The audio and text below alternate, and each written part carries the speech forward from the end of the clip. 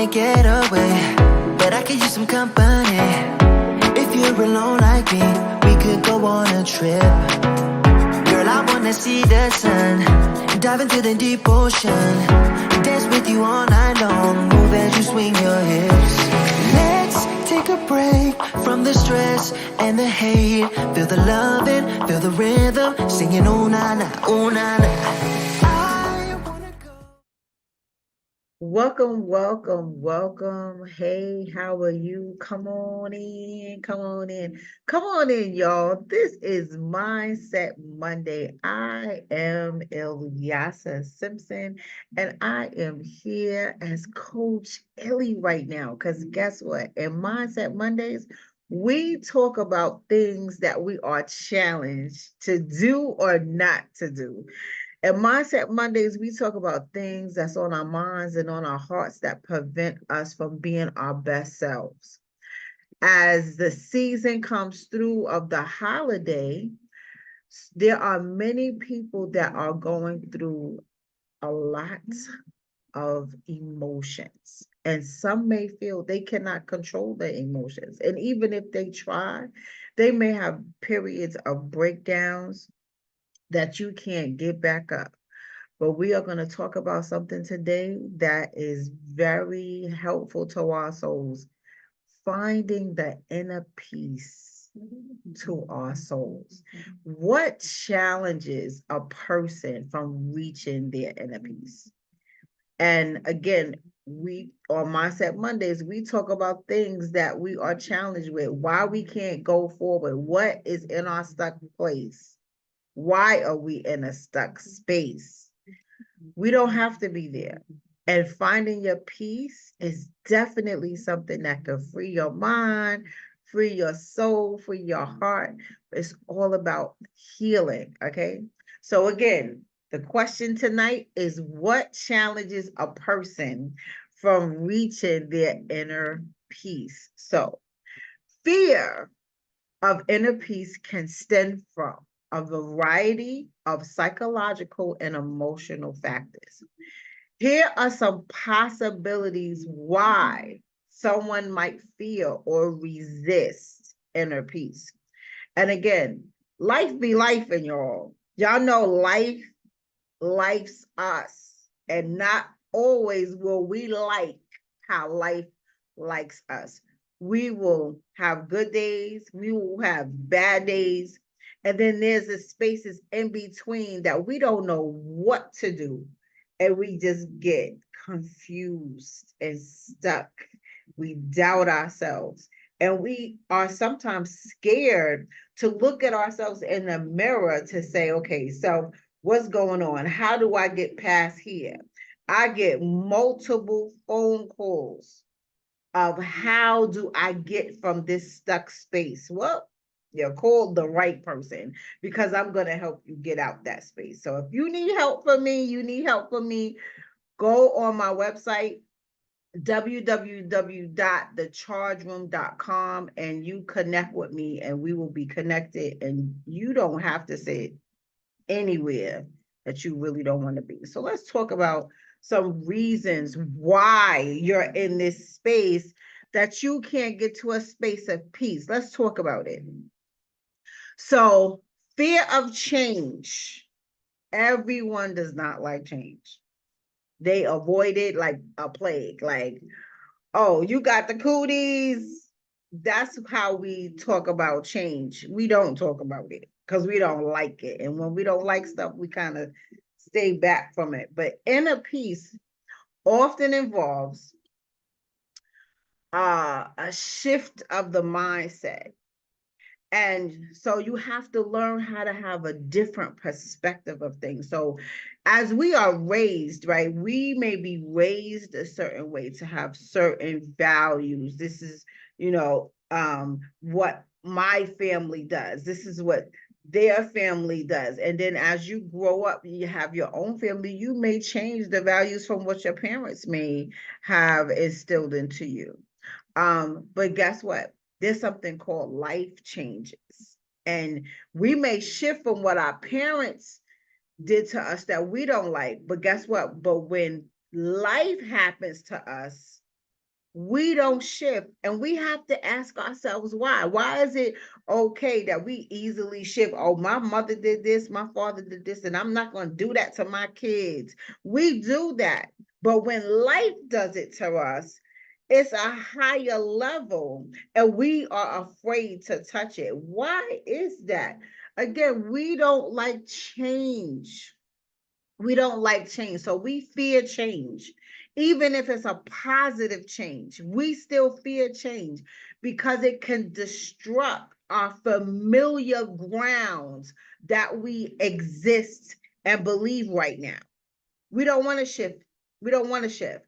Like I said, we shift from what our parents do. We mad at that. But when the world gives us shifts, we run away from that, and we have to learn how to say, I'm going to walk through this battle, right? I'm going to walk to change. Okay, so another one, unresolved issues.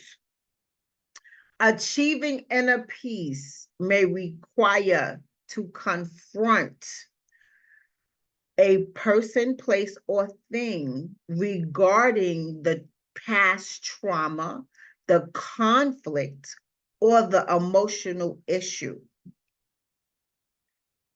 We, the human being, does not like to move forward to confront, because now you have to face your fears, face your doubts, face your conflicts, face your emotions, right? You have to face these things. And that's all involving walking in your truth. People don't like the truth. Lie to me all day so I can just float in this make-believe land. And that's what a lot of people do. They float in the land of make-believe every single day because they refuse to identify the truth and walk in it. They refuse to look in the mirror to say, okay, I don't look good today. Okay, I'm not doing this right today. Okay, I'm not treating this person right today. Okay, I'm not treating me right today. Okay, I'm avoiding not doing what I'm supposed to do today. I don't want to do it. So because I don't want to do it, I'm going to rock in this land of make believe. That gets to a point where you think your make believe is the truth. We have to take a step back and look at ourselves and look at what we're doing. Because whatever we create in our mind, that's how we behave, right? So we achieve inner peace, like I said, by confronting what hurt you in the past. Now, a person could have hurt you. They may not be here anymore. But I'm gonna tell you this. If you still face that, you could write them a letter. And if you know where they're buried, you could go to their gravesite and talk the letter out, or you could just write the letter to get it out your system, because there's healing in writing, y'all. There's healing in writing.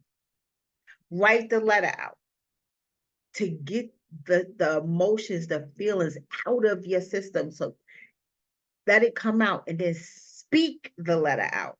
Read the letter as if that person was in front of you. I know y'all saw that stuff on the Iyanla Vanzant show, right? But that stuff is true, and it works because you have to start your healing process. Otherwise, you're gonna sit and hurt like an old canker sore. And that thing starts to affect you physically when you hold in things that hurt you, when you hold in traumas and conflicts and emotion, when you hold them in, oh, I don't want to, and this is a famous one, people be like, oh, I don't want to tell nobody my business. Baby, you better tell somebody, because your head may not be working right now. And you may be making inappropriate decisions for yourself which affects your future. So the decisions and choices that you make, you may want to sit with somebody and put two heads together and say, okay, let me make sure this is right. But first things first, write it out. Get it out your chest, get it out your system, speak it out. So it take another level of We are working to chip out these things that hurt us, because once we chip it all out, we free. There's nothing blocking us in front of us anymore. We free. So, okay, these things, like I said, when we don't address them, confront them, walk towards them, they remain unresolved issues, and it will hinder your progress towards inner peace. Another thing, attachment to drama. Ooh, baby, this is a big one. There are so many people. Remember that land of make believe I was talking about just a little while ago? Some people, if they do not have drama and chaos daily, because some people just wake up and say, let me see what I'm going to mess with today. Let me see who I'm going to mess with today. They're miserable. They are going to get up and mess with somebody so they can be miserable too. There's something called caller ID on a phone, baby. When that phone ring, I'm looking at the number and I'm looking to ask myself, is that number that has the person behind the number, are they drama free? I'm asking, are they drama free before I answer my phone? Because I have to protect my peace. I'm at a peaceful space, and a peaceful space, baby, and I have to protect my peace.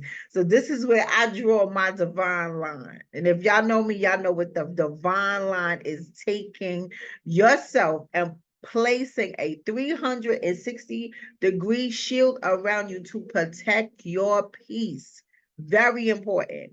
I am at a place where I will fight you to protect my divine line.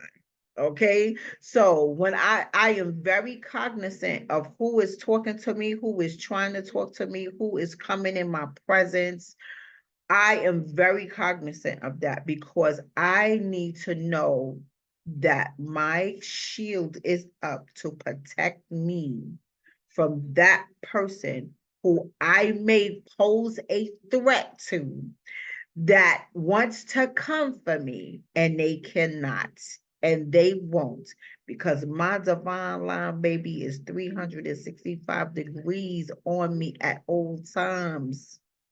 But when I'm in the room, no matter whether it's on the phone, FaceTime, and whatever the case may be, if I am in the circumference of harm, baby, I'm protected, and whatever they do, it's not gonna work. And not only that, I believe it. And I believe, and I pray. Not only that, I pray. I ask for God to disperse his angels to keep me covered, right? So it's about who you are as a person. Who are you spiritually? Who are you to yourself? What do you want? Do you want positivity in your life, or you with the mishmash? I'm gonna call it right now, the mishmash and petty. I can get petty sometimes. Are you that one that's petty all the time and loves to have drama and chaos? You got to ask yourself, who are you? Who are you, and what do you want? What are you bringing to the table when you get up every day? People are attached to drama. Oh, girl, I got the juice. Let me tell you what happened. Let me talk to you about the tea. Let me tell you what happened.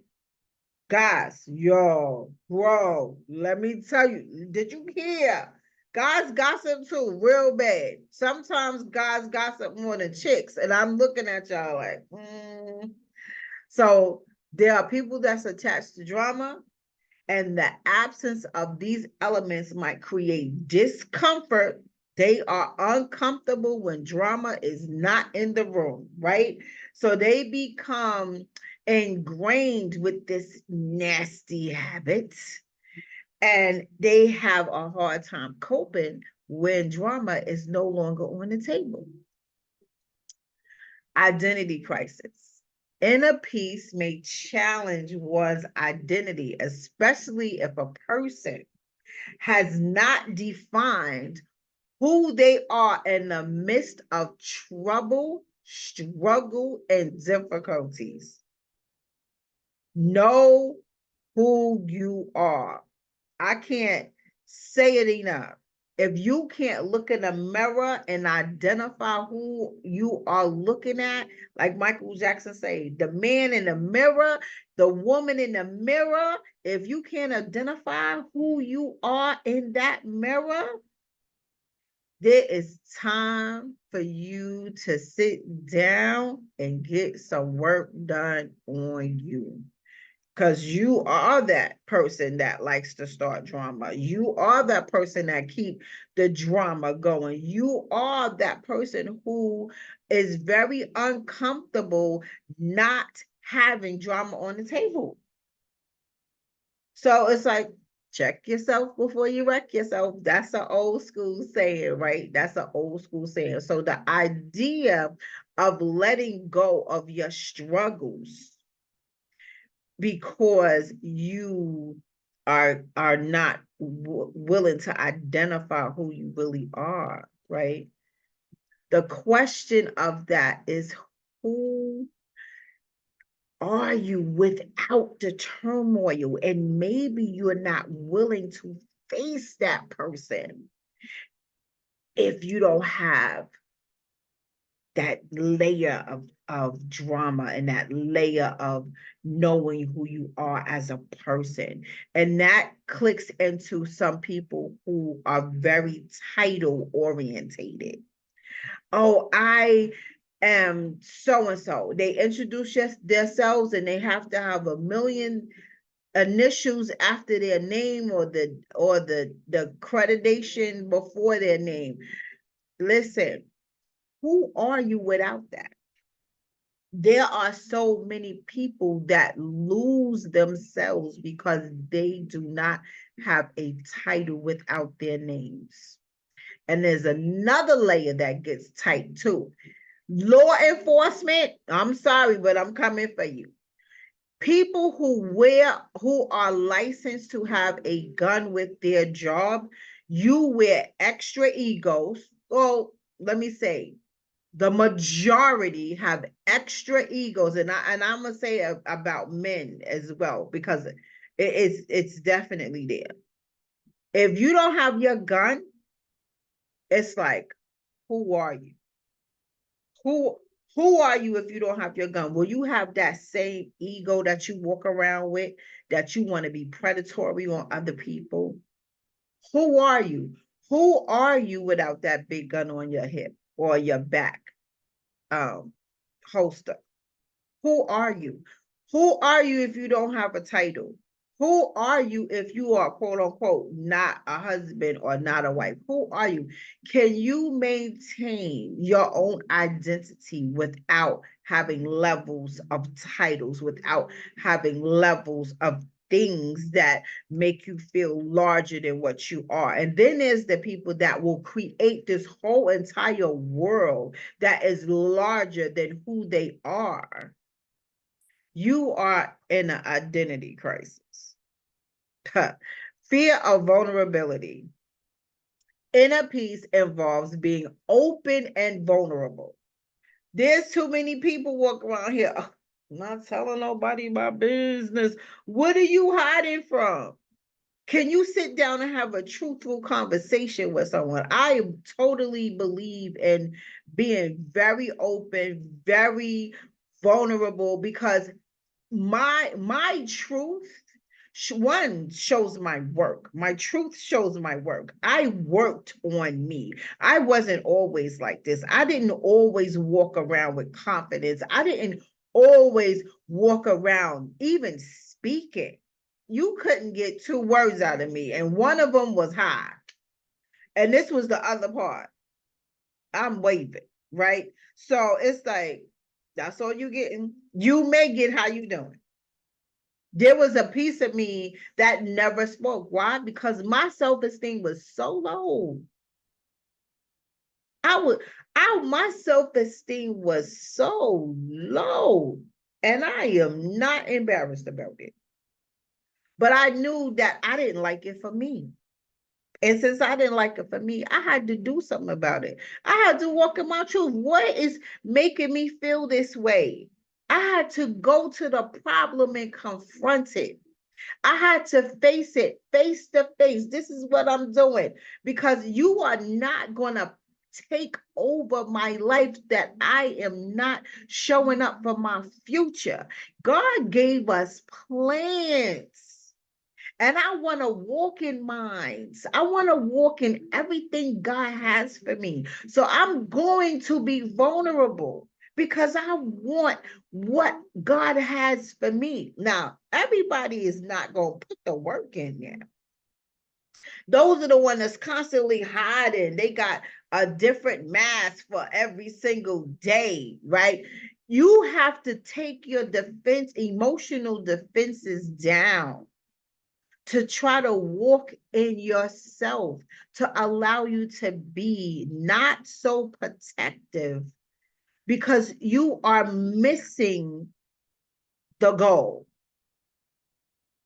You wondering why, like, Dad, why I don't feel happy like that? Why I don't smile like that? Or why doesn't so and so approach me like that? You start asking those questions because you don't realize things that you um are experiencing in your mind. It shows up in your day-to-day behavior, and you think you're hiding. Other people see you, boo. Other people see you. So again, walking in that truth, you have to say, I need to have a moment of truth with myself. If you say I'm tired of being sick and tired, baby, if you don't say I'm tired of being sick and tired and really mean it and really say, okay, that's it. Like I got to get this out my system. But not only that, if there's a space and a place that God needs you to be, God is going to push you so hard and annoy you until you get up and do it for yourself. So let me put that in the midst right there. So let's go to the next one. Let me tell y'all something. Face your truth. Face your truth because your promises of life will be so much greater. Cultural and social conditioning. Cultural and social influences may play a huge role in shaping the beliefs about your success, achievement, and fulfillment. If a culture values constant striving and achievement, the idea of inner peace might be perceived as laziness or lack of ambition. So let me shift that out for you. So, and I'm gonna get cultural. So say like there may be a culture that will look upon another culture and say, oh, they're lazy. And you may not be a lazy person, but they'll do it as a culture and they'll label you.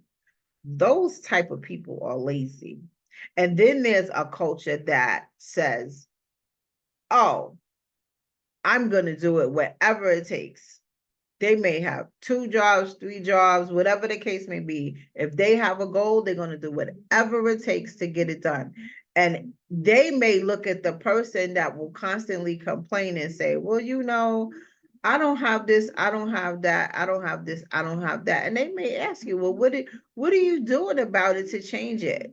And then you'd be like, I don't know. Nothing. I never thought about it, right? They may judge you and say, I'm not messing with them. They lazy. They don't have it because they don't want to do it. Meanwhile, you may have a medical condition that may prevent you from going into the workforce. They don't know. But at the same time, that the both of y'all can help each other. And only because you may be a person who has a fear of being vulnerable to somebody else, you may not share your story to get some help. And then that person is judging you like, they're not even answering my questions. They're like, and then I have a situation, there's people that may ask for things, but they ask for things, but they don't want to talk to you. They don't want to share their story. And I have a problem with that because I need to have more understanding so I can help find a route that may be conducive for you. And if and some and you and a person may say, well, I'm really not good for telling people my business. Okay, but you are stopping the doors from opening for you to get the help that you need. And it may not be necessarily be the help that you want. Sometimes what we want may not be what we need.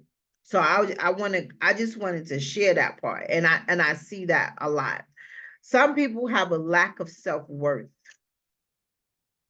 Some people may feel unworthy to have inner peace. They may feel so deep-seated in their beliefs that they feel that they don't deserve happiness.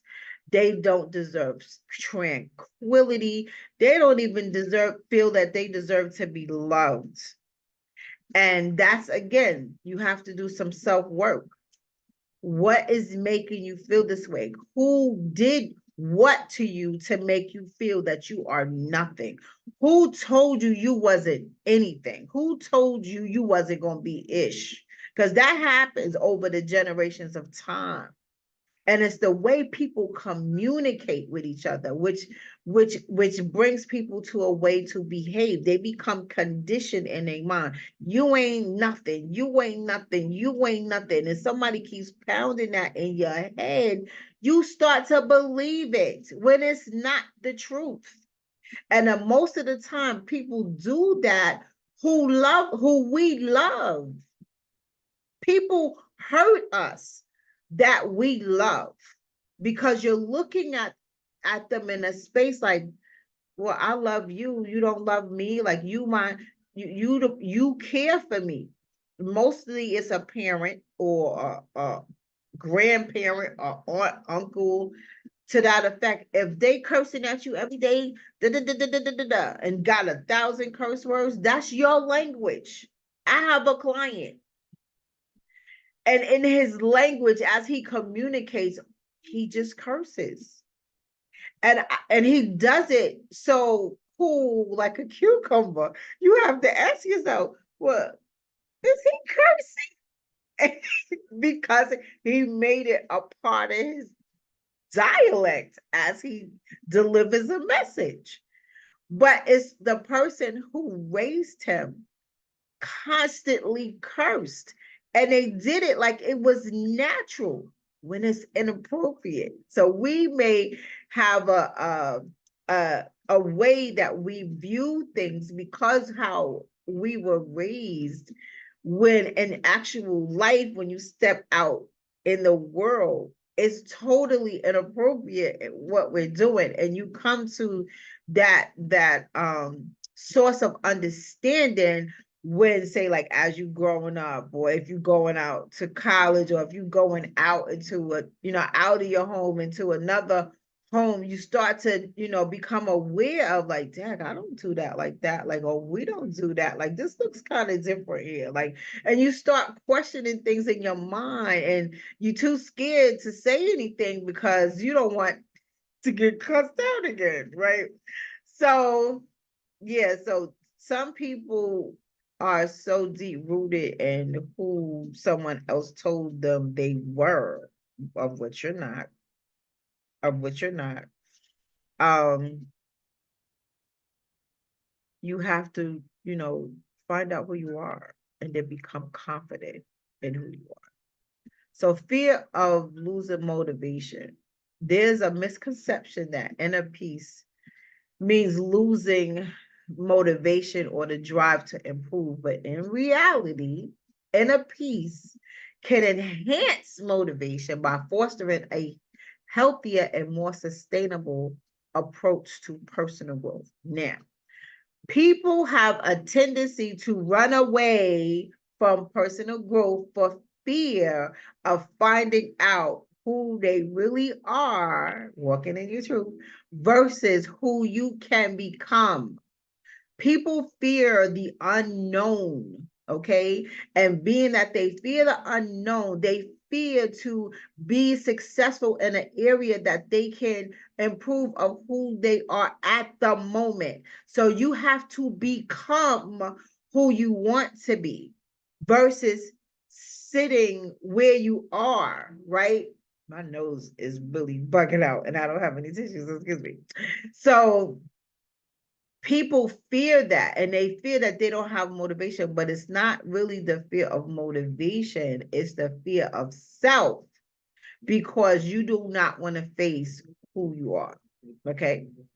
So lack of awareness. Some individuals may not be fully aware of their inner fears or resistances. They might be unconsciously, and that's what happens so often, cling to the stress and chaos without realizing the impact that they are doing to themselves. Now, there are people with good hearts, but because they were raised with constant chaos or around people that are full of constant chaos and drama, they adapt to who they are around. They become their environment, right? And they don't mean to do it, but it's just that's who they are because of their environment. Um, there will be something that happens to you in your life that'll click in and then say, you know what? I've been doing this wrong this whole time. And you'll feel bad about it. You'll feel bad because, just like, coming to Mindset Mondays, and I give examples of what people do on a daily basis. And you don't realize, dag, I've been doing it wrong. I've been doing it wrong. Some people just do things wrong and don't know. Like, I was teaching someone how to make up a bed properly. And he was like, so he was watching me and he was like, well, what are you doing? And I was like, I'm making up the bed. So I'm used to putting, the little C folds on the side and flipping the sheet, the flat sheet to go on top of the blanket, the inner blanket, right? So make everything look fluffy and nice. And, they was looking at me like, I never did nothing like that before. They just throw the top sheet on, put the blanket on, and kept going. No, it's got to be, airtight, like it looking on crisp. So from them watching me, and now I didn't tell them like you were doing it wrong. It was just the way I was taught how to make up a bed versus the way they were taught. But they liked the way I did it. And I was like, well, let me teach you how to do it, because there's a way to respond to people. When they do you something or you are watching them do something, sometimes people in different cultures, they have a nasty habit to charge it back at the person. Look at what you're doing. Don't do that. You yell and you scream and holler at the person, and they get scared or offended because the next time they do something, they're on pins and needles. It's the way you approach a situation. Just like he was looking at me and I didn't yell at him. Listen, this is not how you do it. You do it like this. I didn't charge it to him. I said, you like the way I do this? And I'm smiling as I'm talking to him. Let me show you how to make up the bed the way I was taught how to make up a bed. And we both did it together. We did side by side, hand over hand, and he made up that bed so wonderfully. But it's the way we respond to people, and a lot of times we respond of how we were and how we are, rather, I should say, in our environments. So I just wanted to give y'all some tidbits on what challenges that we have that prevents us to becoming greater, that prevents us to, reaching that inner peace, that smile, that unbelievable smile.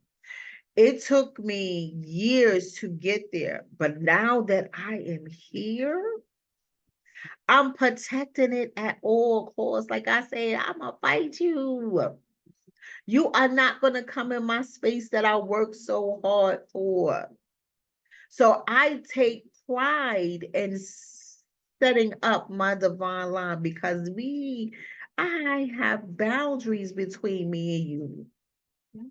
I'm not accepting anything to come in my world because I was damaged before. I was broken before. I was crushed before, and I had to heal. So for me to go through the healing process, I had to first fix me and then set me up so I cannot be broken again. So I'm just sharing it because I'm being vulnerable with you and I'm sharing my truth. So overcoming the fear of inner peace is often involves you finding who you are, you self-reflecting, you having the willingness to explore your thoughts, your emotions, and then gradually accepting change to come in your life to shift you to a place of healing.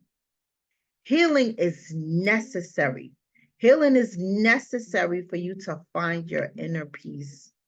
And I promote you to work towards your journey. So thank you for coming by Mindset Monday. My name is Ilyasa Simpson, aka Coach ILLY. Follow me on the Charge Room on Instagram and Facebook. We have a Charge Room group. Just type in the Charge Room. It should pop up. Connect with me on the website www.thechargeroom.com, and also I have YouTube. Subscribe to the YouTube channel, The Charge Room. We are here for you. We are here to help you find tips and different skill sets and strategies to get you to that healing place, because having a permanent smile from the inside out is what makes you shine on the outside. So everyone, see you next Monday and have a wonderful, wonderful week.